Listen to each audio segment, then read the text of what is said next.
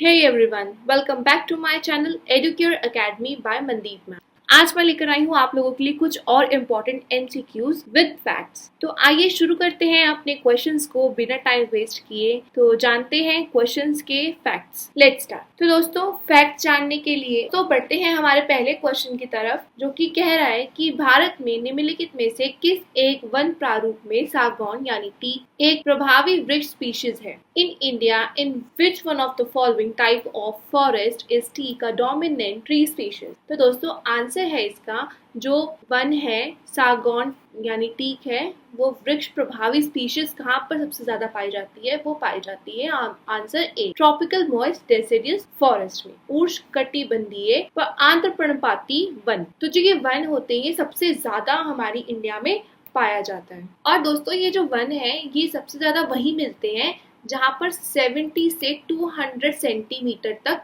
वर्षा होती है यानी भारी रेनफॉल होती है। ये जो ट्रीज होती हैं ये अपनी लीव्स को शेड करती हैं 6 to 8 week in dry season या ड्राई समर। ठीक है दोस्तों, और ये सबसे ज्यादा कहाँ पाई जाती है, ये पाया जाता है, ये जो वन है ये पाया जाता है नॉर्दर्न ईस्टर्न स्टेट्स में पाया जाता है along with foothills of the Himalayas of the western Ghats. जो वेस्टर्न घाट्स होते हैं उसके वहाँ पर ईस्टर्न स्लोप्स में पाया जाता है ये, और उड़ीसा में पाया जाता है। ठीक है ना, तो ये जो ट्री स्पीशीज हैं सबसे ज़्यादा ट्रॉपिकल डेसिडियस या ट्रॉपिकल मॉइस्ट डेसिडियस फॉरेस्ट की डोमिनेंट ट्री स्पीशीज है। आगे बढ़ते हैं। Question number 2, in India mangrove plants are found more widely in. भारत में मैंग्रोव वनस्पति अधिक विस्तृत रूप में पाई जाती है। तो कहाँ पाई जाती है मैंग्रोव वनस्पति? देखिए मैंग्रोव वनस्पति सबसे ज्यादा भारत में पाई जाती है सुंदरवन में। ठीक है, option B is the right answer. World wide हम बात करें तो 0.15% मैंग्रोव वनस्पति हमारे इंडिया में मिलती है, और इंडिया में भी 45% तक का जो हिस्सा होता है वो सुंदरवन डेल्टा के वहां पर मिलता है। और सुंदरवन डेल्टा कैसे बनता है पता ना आपको? गंगा और ब्रह्मपुत्र से मिलता है। गंगा ब्रह्मपुत्र डेल्टा के पास सबसे ज्यादा मैंग्रोव वन पाए जाते हैं। और जो मैंग्रोव वनस्पति है वो एक उष्ण कटिबंध वनस्पति है। मैंग्रोव वनस्पति उष्ण कटिबंधीय वनस्पति है। ठीक है दोस्तों, आगे बढ़ते हैं। Question number 3, Sundarban delta is famous for which tree. तो सुंदरवन डेल्टा कौन से पेड़ के लिए प्रसिद्ध है? तो सुंदरवन डेल्टा प्रसिद्ध है ऑप्शन नंबर सी सुंदरी वृक्ष के लिए फेमस है। ये जो सुंदरवन डेल्टा है is named after a special type of mangrove tree called Sundari. Sundarban delta का नाम ही स्पेशल टाइप की जो मैंग्रोव ट्री है जिसे सुंदरी कहा जाता है उसके बेसिस पे पड़ा है। और ये जो मैंग्रोव फॉरेस्ट है ये बहुत ज़्यादा कॉमन है वेस्ट बंगाल में। ठीक है ना, तो आंसर इज ऑप्शन सी, सुंदरी वृक्ष पाए जाते हैं सुंदरवन डेल्टा में। ओके, क्वेश्चन नंबर 4, कच्छ वनस्पति का सुंदरवन नामांकित में से किस राज्य में स्थित है? In which of the following state Sundarban mangrove is located. अभी बताया पश्चिम बंगाल में। ठीक है ना, option B is the right answer. Question number 5, plants that grow in saline water are called. लवणीय जल में उगने वाले पौधे कहलाते हैं। तो जो प्लांट्स होते हैं which grow in water containing high salt content which is called halophytes. Option C is the right answer.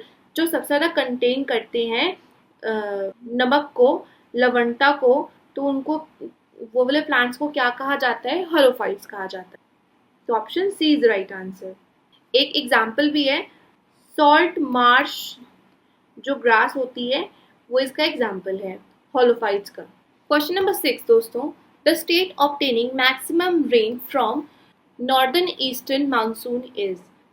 उत्तरी पूर्वी मानसून से सबसे अधिक वर्षा प्राप्त करने वाला राज्य है। कौन सा है?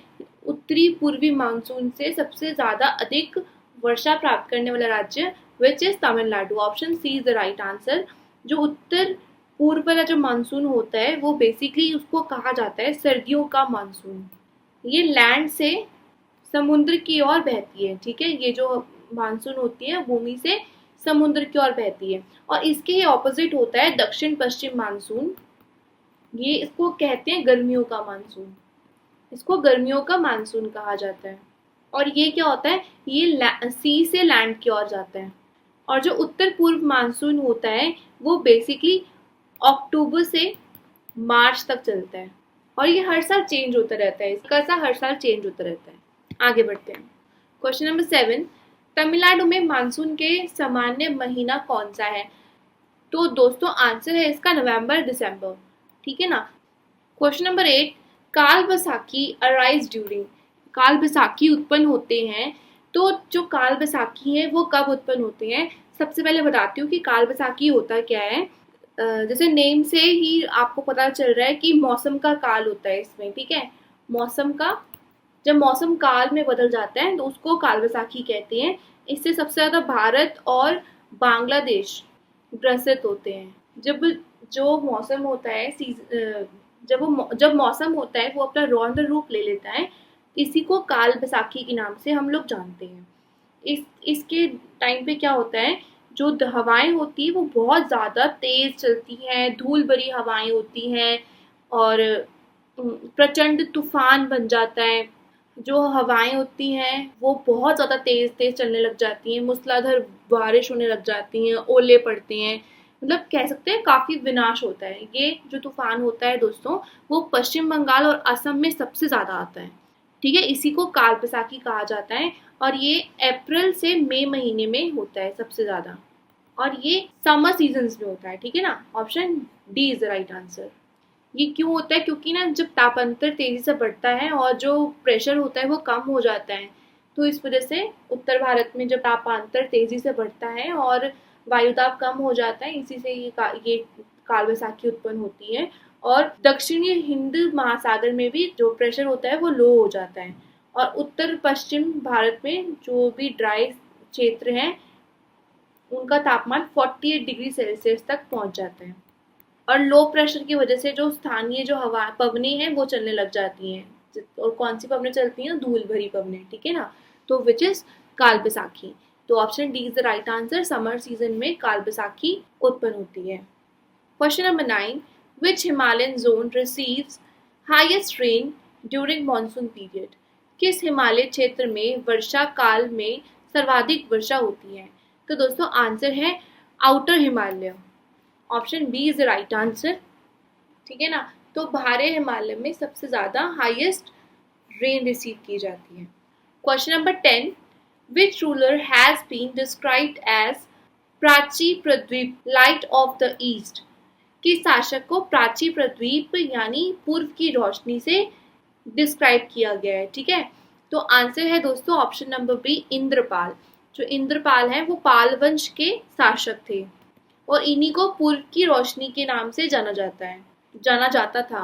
और इनका जो शासन काल था वो था 1960 से 1990 ईस्वी तक माना जाता है। दोस्तों ये टीजीटी हिस्ट्री का क्वेश्चन है। Okay, question number 11, who build the modern fort and the modern town of Ajmer. तो मॉडर्न फोर्ट यानी आधुनिक किला और modern town of Ajmer, Ajmer के आधुनिक शहर का निर्माण किसने किया था? तो वो किया था option number D, Raja Ajay Dev ने। ये भी टीजीटी हिस्ट्री का क्वेश्चन आ गया हमारे पास सेकंड, ठीक है। Question number 12, according to Al-Biruni the Somnath idol was made of. Al-Biruni के अनुसार सोमनाथ की मूर्ति का निर्माण किससे किया गया था? तो दोस्तों आंसर है option number B, solid gold से। अल-बिरूनी के अकॉर्डिंग जो सोमनाथ की मूर्तियां हैं उनका जो निर्माण है वो ठोस सोने से किया गया था। मंदिर में 1000 प्रकार के हीरे जवाहरात से शिवलिंग की जो छत्र था वो बनाया हुआ था, और यहाँ पर लगभग 1000 पुजारी पूजा में संलग्न किया करते थे, ठीक है ना। 1000 से ज्यादा पुजारी पूजा में लगते थे यहाँ पर। और सोमनाथ जी का जो मंदिर है वो किससे रिलेटेड है? शिव जी से। और 1025 ईस्वी में जो महमूद गजनवी थे, महमूद गजनवी ने एक विशाल सेना के साथ सोमनाथ जो टेम्पल है वहां पर आक्रमण किया और सब कुछ लूट लिया था। तो दोस्तों इसी के साथ आज के क्वेश्चंस एंड होते हैं। जल्दी लेकर आती हूँ आप लोगों के लिए नेक्स्ट वीडियो, तब तक बने रहें।